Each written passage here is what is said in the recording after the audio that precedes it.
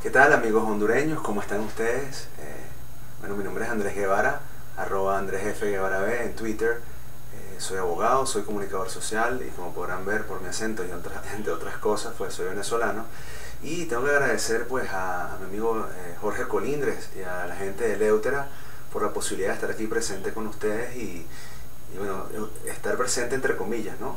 Pero se están pareciendo cada vez más a mi país sin internet, ¿no? Y sin acceso bueno, a internet en vivo. Pues más que nada quisiera estar con ustedes y poder plantearles esto directamente para hacerles llegar pues todo lo que es de alguna manera la necesidad, ¿no? de entender lo que es el proceso venezolano. Jorge me ha pedido que de alguna manera yo en un tiempo no muy extenso intente explicarles qué es lo que está pasando en Venezuela de manera resumida y al mismo tiempo pues hacerles un llamado de alerta de qué es lo que puede pasar en el caso de que ustedes no tomen las medidas que sean necesarias en la defensa de la libertad, ¿no? Yo formo parte de CEDICE, que es un think tank aquí en Venezuela muy conocido, tal vez el único, bueno, hay varios, pero tal vez el más reconocido, que durante 30 años ha estado activamente defendiendo lo que es la libertad individual, los principios de una sociedad abierta y por supuesto la libre empresa y el libre mercado, que son básicamente maldiciones desde el punto de vista gubernamental a lo largo de nuestra historia, pero aquí estamos firmes, ¿no? Pues bien, ¿qué les puedo decir a ustedes sobre Venezuela? Imagino que deben tener muchísimas preguntas porque las pocas, o si se quiere, las noticias que salen de aquí, más allá de las misas y las novelas de TV Azteca de nuestro país, pues no son nada alentadoras. Hace 2 semanas Coca-Cola anunciaba que no tenía azúcar para seguir produciendo refrescos. Lufthansa dijo que se iba, ya no podemos ir a Berlín directo, ahora tenemos que ir nuevamente a Bogotá. Y bueno, El Dorado se ha convertido en nuestro nuevo aeropuerto internacional y básicamente el acceso a la civilización. ¿Qué más les puedo decir? O sea, LATAM también dijo que se iba, las aerolíneas cada vez se están yendo más allá de nuestro país, estamos cercados, incluso las llamadas por WhatsApp se han visto seriamente afectadas, la telefonía celular tiene un proceso de impago muy grave, puesto que digamos, nos deben divisas, entonces hay demasiadas cosas dentro del ámbito comercial y estructural de nuestra sociedad que digamos, es muy complejo. Ustedes dirán, bueno, Andrés, pero tú no te ves en un estado de pobreza suma, ¿no? Estás rodeado de toda esta cantidad de conocimientos, ¿no? Yo me encuentro ahorita en mi firma de abogados, bastante tarde para el momento en el que estoy haciendo esto, y ciertamente todavía existen algunos resquicios de civilización, y dentro de esos resquicios de civilización es que nosotros pues seguimos luchando y seguimos de alguna manera desarrollando todo lo que es la convicción interna de que Venezuela puede ser distinta. El punto es que por dónde comenzar, ¿no? Yo veo Honduras y digamos, yo lo hablaba con Jorge y ahora se los planteo a ustedes.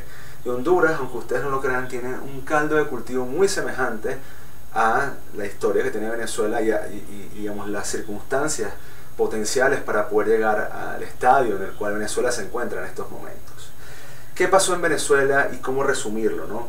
Yo tengo aquí unas pequeñas notas, porque yo en ningún momento improviso, no vayan a pensar ustedes que yo ando improvisando. No, en verdad, sí, si supieran, en este país si no se improvisa uno... No, pero lo primero que tenemos que explicarles es qué pasó, digamos, para poder caer en todo lo que es el proceso chavista, ¿no? En 1999 hay un proceso de inflexión dentro de la historia política venezolana. Nosotros, si se quiere, y durante mucho tiempo nos ufanamos de haber tenido la democracia más estable en la región, el PIB más alto y una cantidad de cosas. A partir del año 47, para darle una fecha precisa, de 1947, se instaura en nuestro país el Estado Social de Derecho y desde ese entonces, digamos, más allá del gobierno militar de Marcos Pérez Jiménez, a partir del año 58 hay una especie de bipartidismo entre Acción Democrática y COPEI, en el cual se turna la democracia cristiana y la socialdemocracia, que tal vez es la facción política más preponderante de nuestra historia, alternándose en el poder cada 5 años a partir del marco jurídico de la Constitución de 1961. La Constitución de 1961 era, bueno, sí lo es porque ya está muerta, ¿no? Fue una constitución ampliamente estatista, fue una constitución denotadamente intervencionista.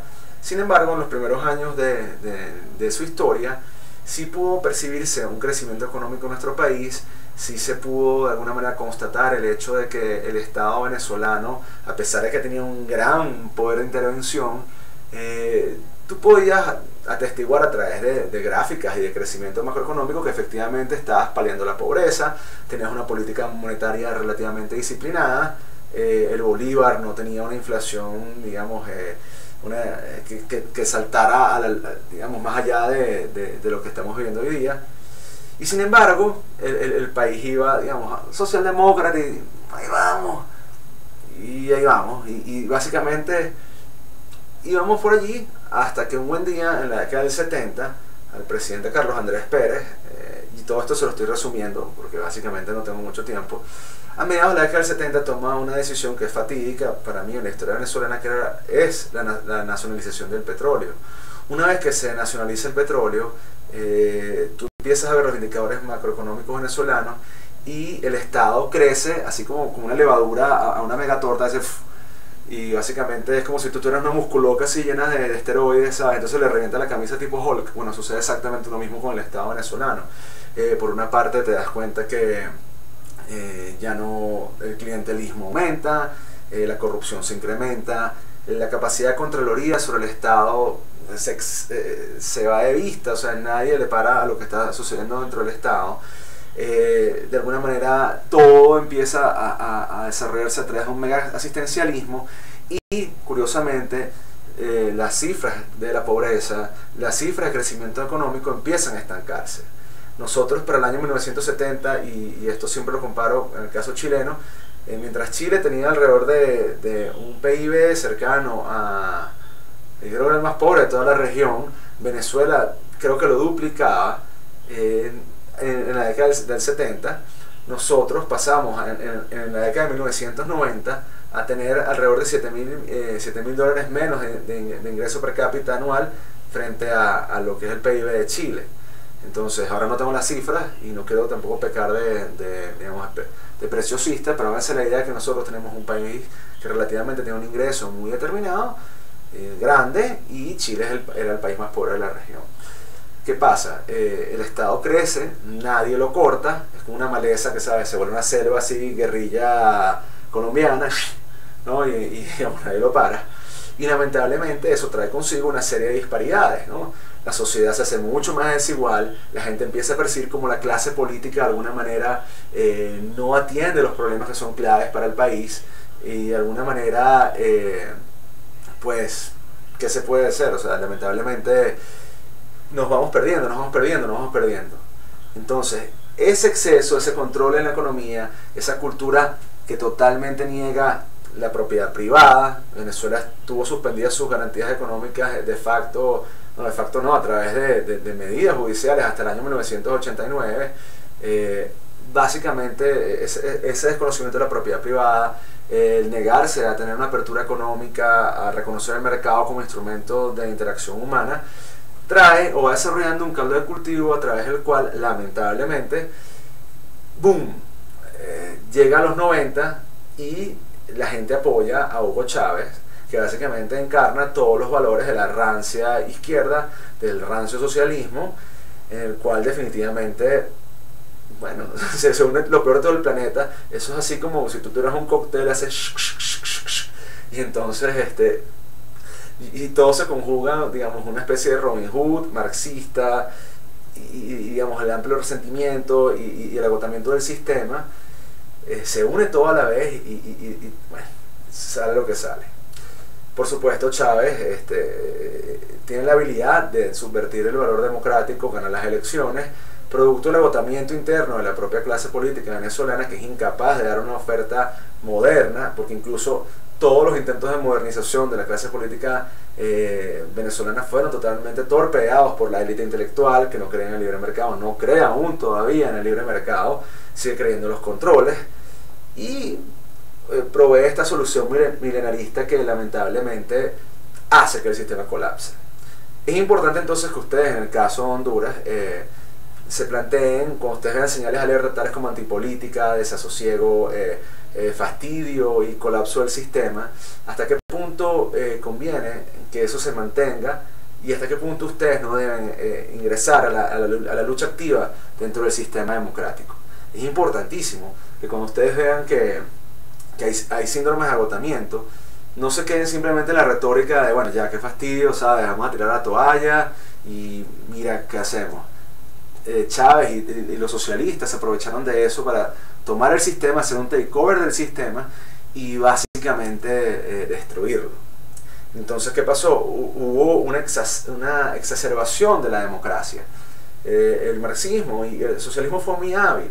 Más allá de hablar de un lenguaje antidemocrático, llevó la democracia a su límite. Hay lo que se llama una hiperdemocracia. Entonces, básicamente, hasta para ir al baño hay una junta para dar votos. Mira, quién va al baño, quién no va al baño, ta, ta, ta, ta.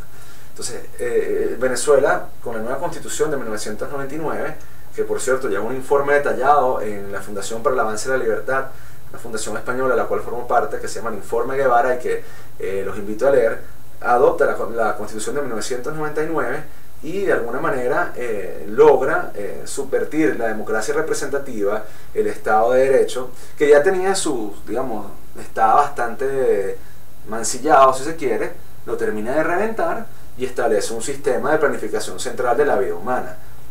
Como les digo, no hay espacio en la vida venezolana que no esté afectado por el socialismo.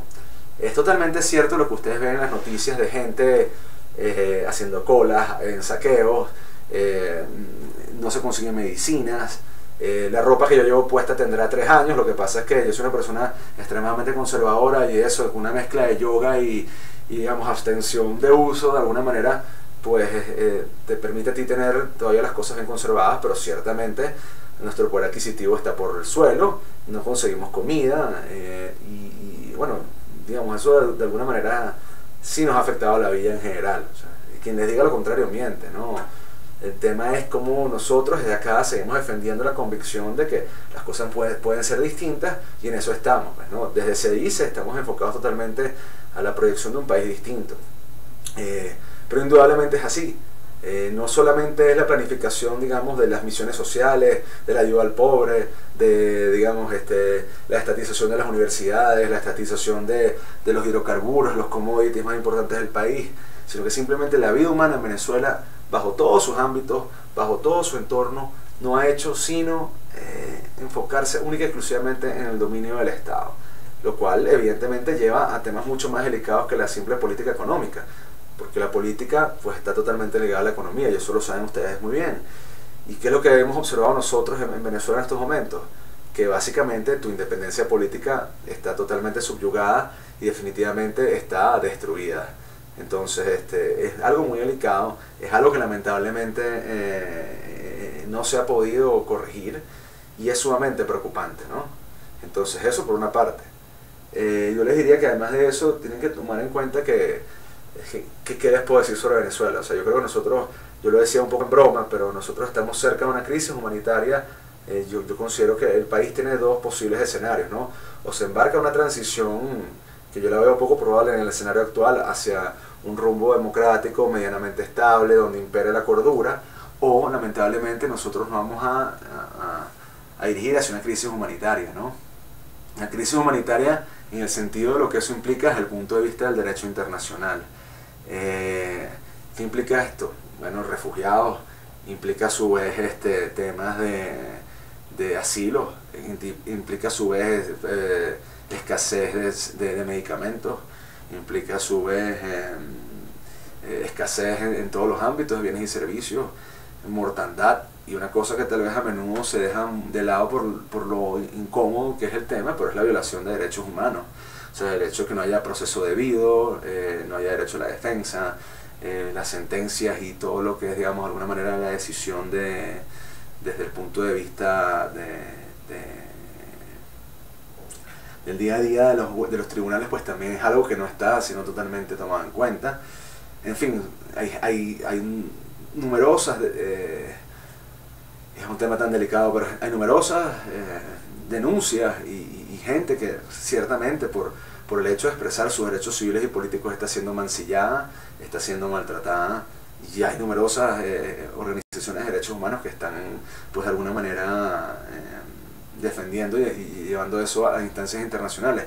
Lamentablemente el sistema de justicia aquí pues está totalmente cabizbajo y está totalmente quebrado. O sea, yo les diría que realmente, palabras más, palabras menos, eso es lo que está pasando en Venezuela. Yo creo que ustedes, bueno, y Jorge me dijo que ustedes podían preguntarme en la medida que yo estuviera hablando sobre lo que está pasando dentro del país, pero lamentablemente ahorita como estoy así en una comunicación unidireccional, pues lamentablemente no tengo sus preguntas.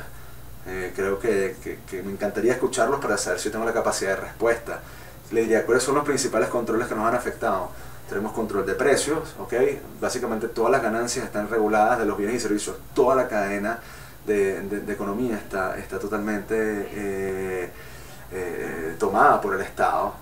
Además de eso, tenemos el hecho de que tenemos sanciones draconianas para el caso, por ejemplo, de reventas en precios distintos. O sea, el sistema de precios, la posibilidad del cálculo económico, como lo planteaba Mises o como lo planteaba cualquier economista neoclásico relativamente sensato, es inexistente, es imposible que de alguna manera esto se dé. Además de eso, tenemos el tema del control de cambios.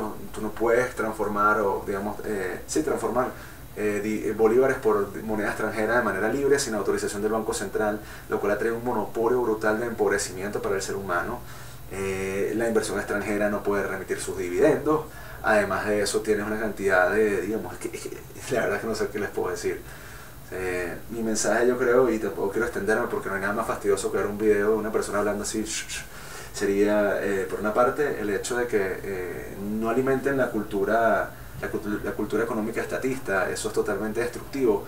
Sean rebeldes, ¿sabes? De alguna manera yo les diría, no tengan miedo de ser ustedes mismos, no tengan miedo, ¿sabes? De ir hacia adelante y plantearle a los demás quiénes son ustedes, qué es lo que hacen, y defiendan abiertamente la libertad. Yo tengo que guardar un poco la compostura porque lo prometí, no me voy a volver loco aquí hablando lo que te eras, ni cómo soy yo realmente. Bueno, no sé cómo sería yo realmente, pero estoy guardando la compostura. Entonces no alimenten, digamos, una cultura contraria porque ustedes son minoría o porque de alguna manera se sienten que no van a ser respaldados por el establishment. La gente quiebra paradigmas en la medida que los cree, ¿no? A sí mismos, y eso es definitivo. No permitan que lo que nos está pasando a nosotros, que por pensar distinto no fuimos capaces de ir más hacia allá.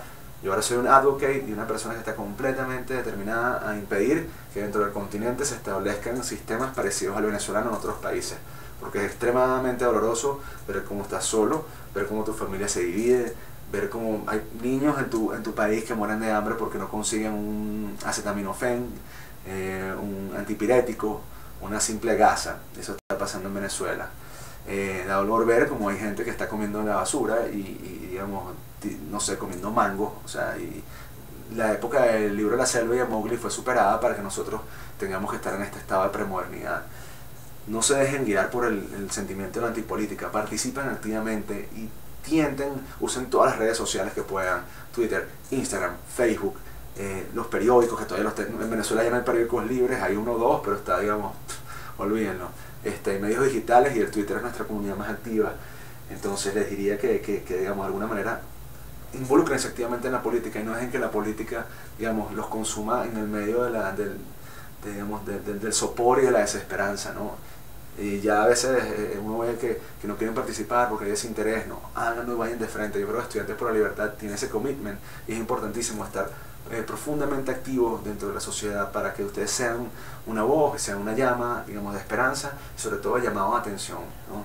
Y finalmente yo le diría, ustedes también pueden caer en esto. No piensen porque Venezuela, ¿sabes?, está lejos de ustedes están totalmente salvados de nuestra desgracia, por así decirlo. Ustedes tienen lamentablemente la misma posibilidad que tenemos nosotros, o que tuvimos nosotros cuando veíamos a Cuba como una isla lejana, de caer en lo mismo. O sea, el totalitarismo, el germen del resentimiento y el socialismo es como la grama. Siempre está allí, está presente, y si tú no lo controlas, te va a subir. Entonces, Jefferson lo decía, y es un personaje que yo admiro muchísimo: el precio de la libertad es su eterna vigilancia, y ustedes tienen que estar vigilando constantemente el valor de la libertad, ¿no? Yo creo que con eso cierro, ¿no? George o Jorge, no sé cómo te llaman a ti, en la gente de Leutera, muchísimas gracias, ¿no? Yo espero poder estar presente activamente y poder interactuar con ustedes en una próxima oportunidad. Como les dije, mi nombre es Andrés Guevara, Andrés F. Guevara B en Twitter. Soy Senior Fellow de CEDICE, el think tank venezolano que defiende ideas liberales, y soy miembro de la Fundación para el Avance de la Libertad, formo parte de su consejo. Los invito también a ver mi blog venezolancompas.blogspot.com, donde yo todos los días hablo sobre temas venezolanos, y que lean mi informe Guevara sobre también, en el cual yo desarrollo todo el tema de la actualidad venezolana. Muchísimas gracias. Vale.